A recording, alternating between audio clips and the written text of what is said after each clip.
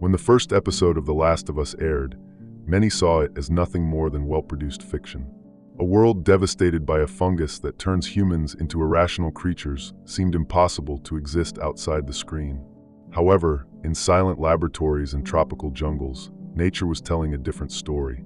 For decades, scientists have observed a strange phenomenon: fungi that control the behavior of insects, forcing them to act against their own survival. This macabre parasitism is not only real, but is becoming increasingly complex and adaptable. And the most unsettling part: science is beginning to consider that the line between what is possible and what is merely entertainment may not be so clear.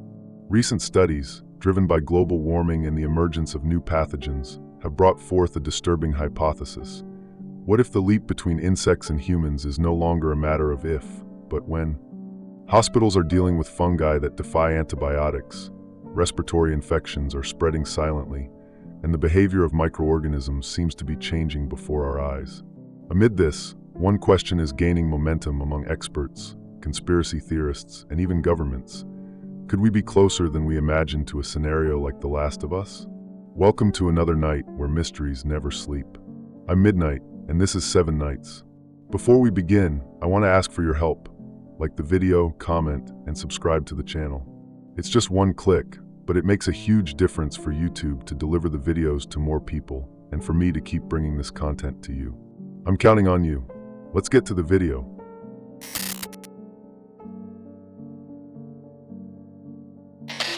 Imagine walking through a tropical forest, and beneath the damp trunk of a fallen tree, you find an apparently dead ant, hanging upside down from a leaf.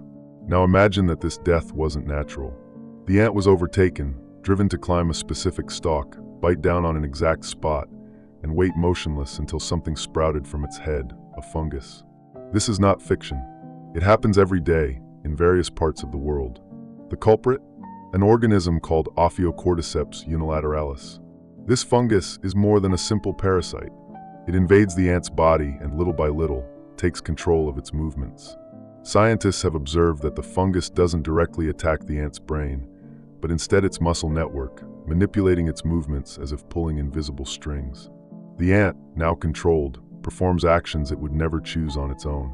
The fungus forces it to climb to a zone with ideal temperature and humidity, and to firmly attach itself, initiating what is known as the death grip. The precision of the process is unsettling.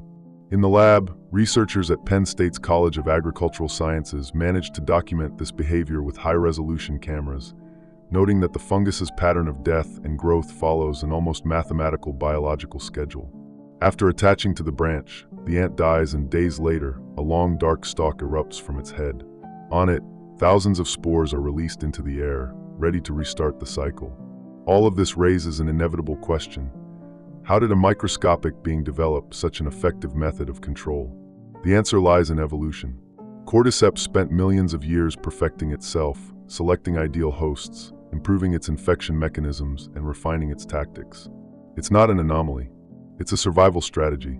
And perhaps the most terrifying part of all this is realizing that this type of biological intelligence doesn't rely on thought. It's encoded in DNA. For a long time, scientists treated this behavior as an isolated curiosity. But in recent years, something has changed. Researchers began to find variations of the same pattern in other species. In Scotland, for example, a fungus with similar behavior was found infecting spiders. The pattern was the same: movement control, calculated death, spore release. Only now, in a completely different climate, outside the tropics. That detail didn't go unnoticed. If fungi like cordyceps are adapting to new environments, what's stopping them from going further? And here enters a decisive factor: global warming. As the planet heats up, environments that were once hostile to certain organisms are becoming ideal for the expansion of tropical species. That includes fungi. And among fungi are those with the power to manipulate behavior. The barrier between fungi and humans, until recently, was considered safe. The human body is too warm for most of these organisms. But that certainty is slowly eroding. The emergence of pathogens like Candida auris, which resist multiple antifungals and spread silently in hospital environments, has sounded a red alert. If fungi can adapt to heat, and already are, who's to say they couldn't, one day, reach more complex hosts? This is where the line between reality and fiction begins to blur. The idea of a fungus that controls human beings is still distant, but it's no longer an absolute impossibility. More and more, science is working with the concept of plausible scenarios, possibilities that seem remote today but could materialize with the right push from nature or human actions. And one of those pushes may be coming with the climate. The behavior of fungi isn't random. They don't kill by instinct like a predator. They calculate, manipulate, wait, and when conditions are ideal, they act with precision. This is not an exaggeration. It's what biology has been documenting. The lingering question is, if nature has already developed a mechanism of control in ants and is now expanding it to other insects and environments, how much longer will we believe we are immune? Perhaps we are witnessing the beginning of something bigger. Not a zombie apocalypse, but a new era of microorganisms capable of changing the biological game. And what if cordyceps is just the first messenger of a silent threat that is quite literally in the air?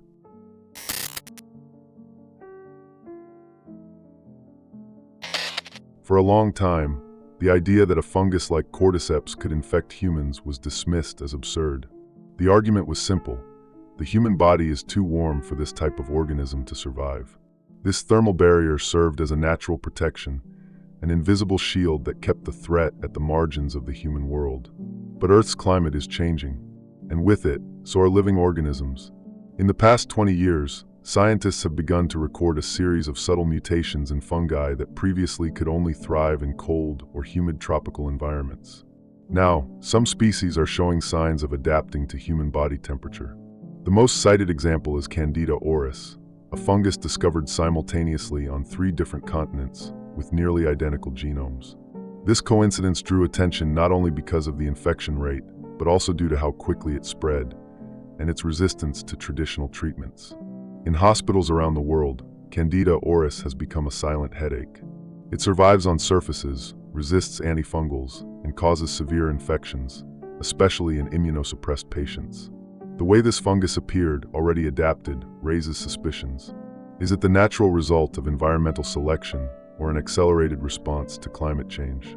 In either scenario, the message is clear: fungi are evolving. Until recently, fungal infections in humans were considered secondary issues. Bacteria and viruses received more attention.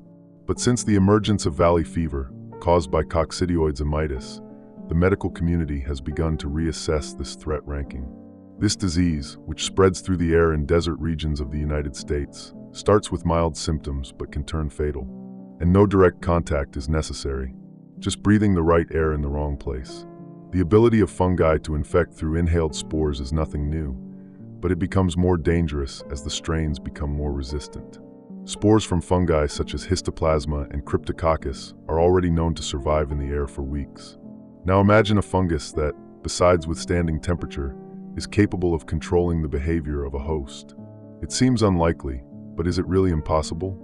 Neuroscience has already shown that certain microorganisms can alter the behavior of infected animals.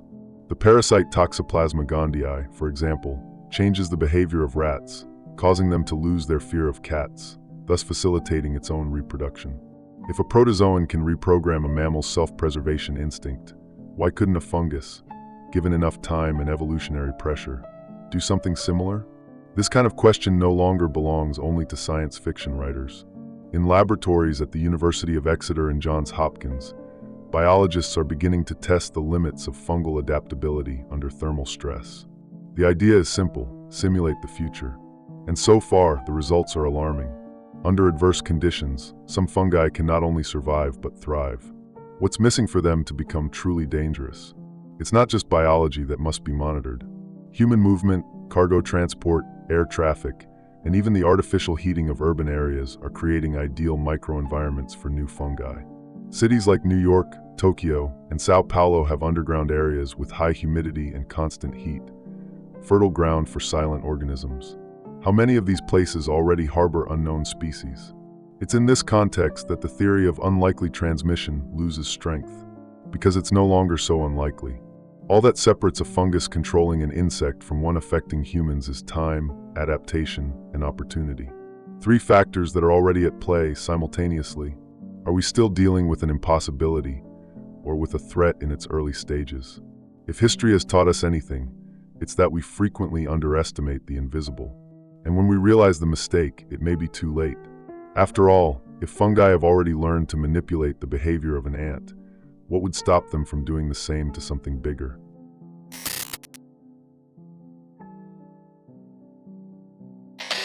When we talk about global warming, the first image that usually comes to mind involves melting polar ice caps, suffocating heat waves, or more intense hurricanes. But what almost no one mentions, and what may be even more alarming, is what the heat is doing to the invisible world. Fungi, those discrete organisms that rarely get attention, are changing. And not by chance. They are being shaped by a new environment that we ourselves have created. Do you remember the barrier that prevented fungi like cordyceps from affecting us? That difference between human body temperature and the tropical environment that kept these organisms at bay. It's becoming thinner and thinner. Recent research, such as that by Dr. Arturo Casadevall, has shown that certain fungi, when repeatedly exposed to higher temperatures, begin to adapt. This is not fiction. It is happening now in real time, both in the lab and in the wild. And this is where everything starts to connect. Cities are getting hotter. Underground environments, tunnels, subways, sewage systems, even closed stations, create zones with constant heat and humidity.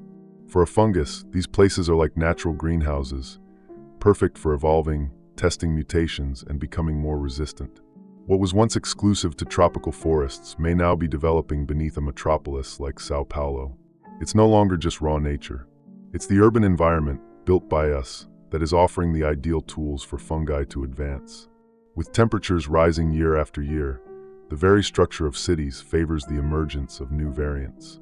All it takes is a little extra heat, constant humidity, and low light to create the perfect stage. And the question remains, what exactly could be growing in those dark corners, far from our eyes? A concrete example is the expansion of so-called valley fever, an infection caused by a fungus that lives in the dry soil of the southwestern U.S. It has begun appearing in more northern states, where it had never been recorded before. The reason? Rising temperatures have made those places hospitable to the fungus. Migration is no longer just about people. It's also about organisms that were once restricted to specific zones of the planet. And if you think this still sounds distant, remember Candida auris, the fungus that appeared simultaneously in different countries with nearly identical genomes. That shouldn't have happened spontaneously, but it did, and no one has been able to clearly explain how or why. What we do know is that heat contributed directly to its spread and resistance. And this is the same logic that could apply to more aggressive fungi in the future. The rise in global temperature also affects reproductive cycles. Fungi that once grew slowly are now speeding up their reproduction. This means more mutations, more opportunities for adaptation, and consequently, more chances that one of those mutations will make them a direct threat to human health. It's as if we are spinning a biological roulette wheel, and with each spin, the danger gets a little closer. There's a pattern forming, but it's subtle. No blaring alarms, no flashing warnings on the news. It's a change that happens at the pace of biology, silent, patient, almost imperceptible, until it no longer is. Could it be that the same nature that once protected us with its temperature limits is now being subverted by our own actions? This climate transformation is changing the rules of the game. And while we look to the sky for storms or wildfires, the real risk may be spreading through the ground, the pipelines, the damp, stuffy walls of forgotten basements. Danger doesn't need fangs or claws. Sometimes all it needs is heat and time. The question now is no longer if these organisms will change. It's, how prepared are we for what they might become?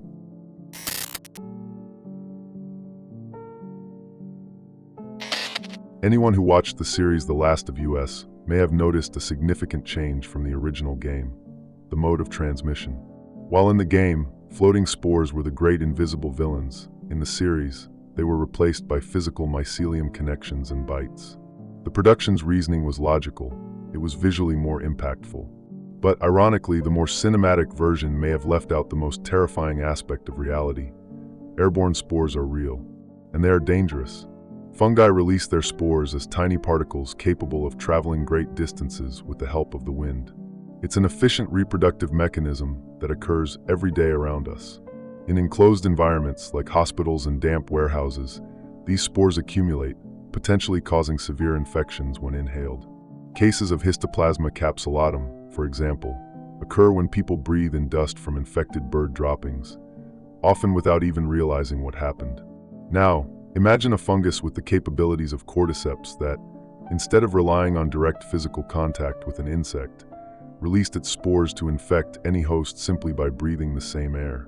This is no longer just a fictional concept. It's what happens with diseases like cryptococcosis, caused by spores of Cryptococcus neoformans, which can infect humans, especially the immunocompromised, through mere inhalation. What's stopping a behavior-manipulating fungus from adopting the same method? Evolution isn't in a hurry, but it also never rests. In tropical regions like parts of the Amazon, researchers have already detected fungal strains with more efficient dispersion structures, using wind, animals, and even rain to increase their reach. In laboratories, some species have been exposed to simulated urban conditions, artificial heat, constant humidity, and air circulation, and the results showed that spores not only survive but proliferate faster under these conditions. These findings make the theory of airborne transmission seem far less absurd, and they raise an uncomfortable question. How many of these fungi are already present in our daily lives, just waiting for the right condition to become threats? Because the danger doesn't come from what we can see or touch, but from what floats invisibly, entering through our nostrils uninvited without warning. Fiction, at this point, merely swapped transmission methods for aesthetic reasons. But biology shows that airborne transmission is by far the most effective method for any pathogen that wants to spread quickly. What makes this possibility even more alarming is the silent incubation period. Many fungi don't cause immediate symptoms. They settle in, adapt, and only manifest later, often when the immune system is already compromised. And that brings us to a question few want to face. If an invisible fungus, inhaled in an enclosed environment, can settle in the body without causing symptoms for weeks, what's to stop it from eventually evolving to influence behavior, as it does with ants and spiders? We're talking about an organism that has already shown the ability to invade tissue, resist treatment, and in some cases, affect the nervous system. Is it really so inconceivable to think that the next step could be to interfere with cognitive responses? Science doesn't have that answer yet. But in the meantime, the world keeps breathing in schools, offices, hospitals, train stations, stuffy subways, and pressurized airplanes. Perfect environments for the transport of spores. The question is not just where they are, but how many different types exist, and how many have already adapted to what we once considered safe. The series may have softened the most realistic aspect of the threat, because if a fungus can someday be inhaled like dust and still manage to settle in the body and take control, then we wouldn't just be living in a horror story, we'd be breathing it every day.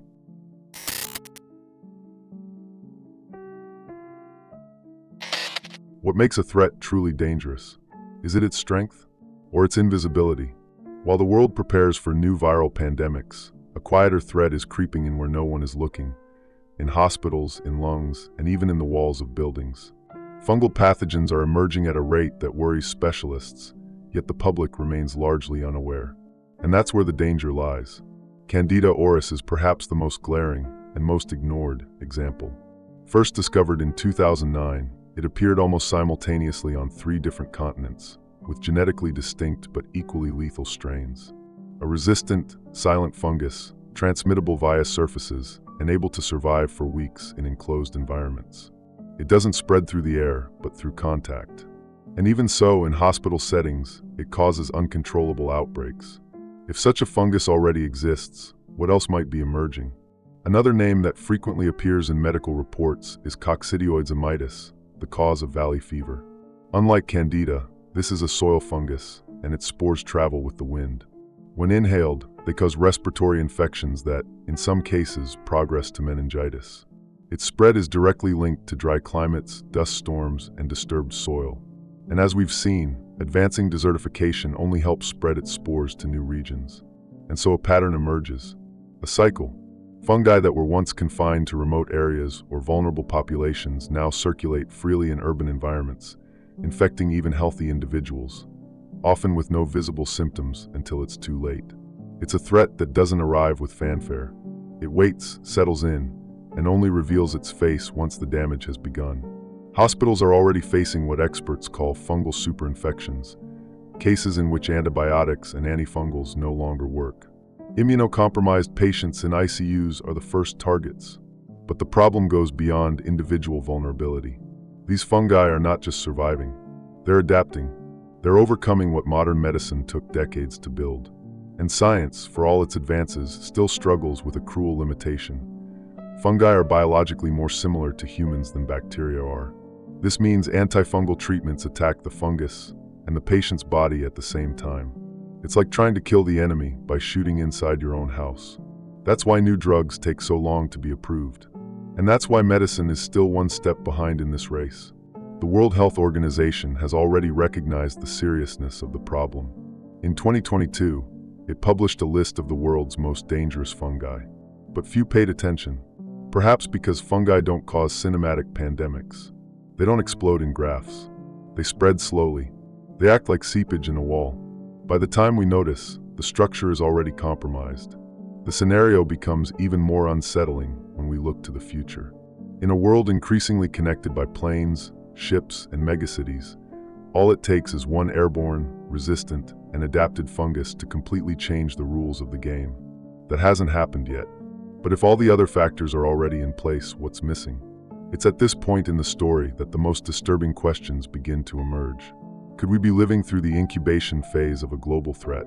Are the signs already before us, but we're too busy to notice? Perhaps the real threat doesn't need to run. It only needs time, heat, and a vulnerable body. And those three ingredients are already spreading across the world.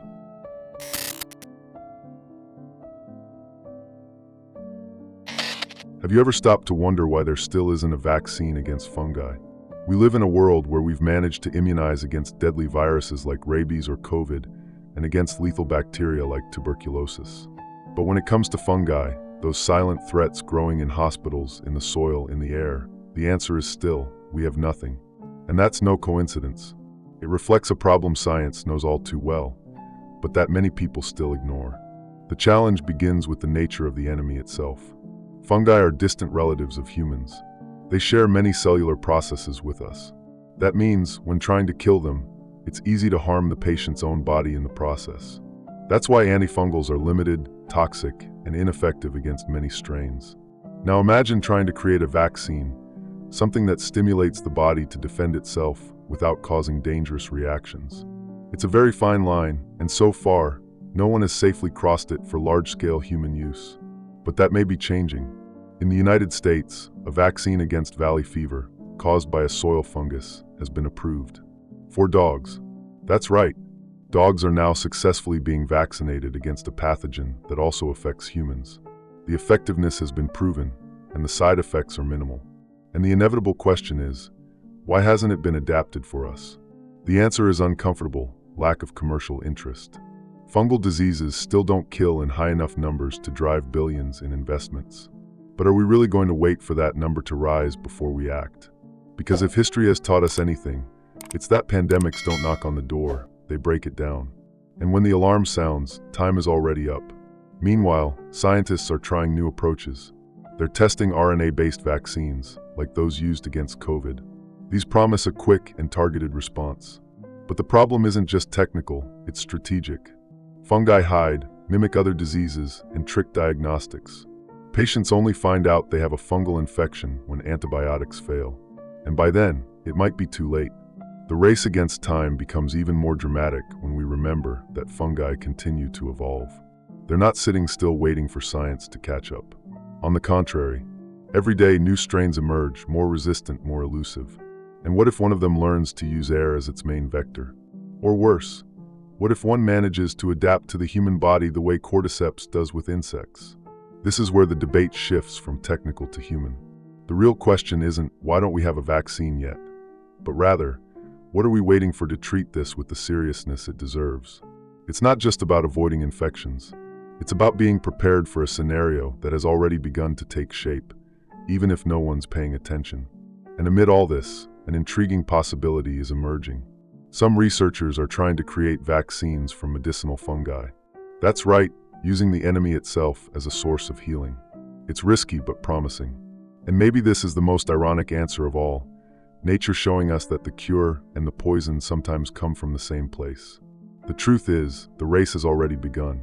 We just don't know if we're on the right track, or if we're just watching from the stands while time and the fungi sprint ahead. The journey that began with a fungus controlling ants in the damp corners of the forest ends in modern laboratories, silent hospitals, and the air we breathe every day. Between the real and the fictional, a thin line is being erased by the very forces that shape the planet: climate, human behavior, science, and time. What once seemed impossible is starting to feel plausible. And what was once fiction no longer sounds so far-fetched. This story is just one piece, and someday, maybe you'll see the whole puzzle. If this made you think, subscribe, like the video. It helps the channel grow. Don't forget to share. After all, more voices mean more discoveries.